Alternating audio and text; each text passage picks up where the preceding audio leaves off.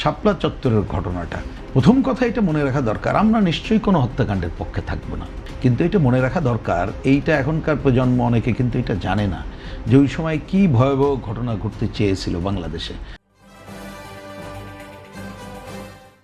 একেবারে ঢাকা শহর দখলদারিত্ব সহ নানা ঘটনা ঘটতে চেয়েছিল। তো যে হত্যাকাণ্ডের কথা বলা হয়, এইখানে যদি প্রকৃত কোনো হত্যাকাণ্ড হয়ে থাকে এবং এর সাথে যদি প্রকৃত জড়িত হয়ে থাকে, নিশ্চয়ই সেটাকে বিবেচনায় নেওয়া উচিত। যে কথাটা আপনি এখানে বললেন যে বিবিসির তৎকালীন প্রধান তিনি যেটা বলেছে, আমরাও কিন্তু পরবর্তীতে নানা সময় দেখছিলাম এই হাজার হাজার শত শত এই যে কথা বলা হয়, এই তথ্য কিন্তু পাওয়া যায়নি। এমনকি ওই পল্টনে কমিউনিস্ট পার্টি অফিস, তারা কিন্তু অ্যারো চিহ্ন দিয়ে ওইখানে ধ্বংসযজ্ঞ চালিয়েছিল, আশপাশে ধ্বংসযজ্ঞ চালিয়েছিল, বাইতুল মোকাররম সহ বিভিন্ন জায়গায় ধ্বংসযজ্ঞ চালিয়েছিল।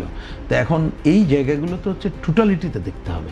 এইখানে পিসমিল যদি দেখেন তাহলে এটা যথাযথ হবে বলে আমি মনে করি না। যারা হচ্ছে ওই যে উগ্রপন্থার কথা হলো, স্বাধীনতা বিরোধী শক্তি যারা, তখন ওই অঞ্চল জুড়ে তারা অবস্থান নিয়েছিল এবং গান পাউডার দিয়ে যেটা পুড়িয়ে দিয়েছিল তারাই, কিন্তু সরকার এখন এটা খুঁজে বের করে নাই।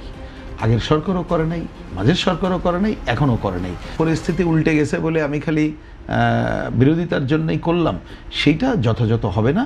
যা প্রকৃত ঘটনা, যা বাস্তবতা, সেইটার মধ্য দিয়েই কিন্তু করতে হবে।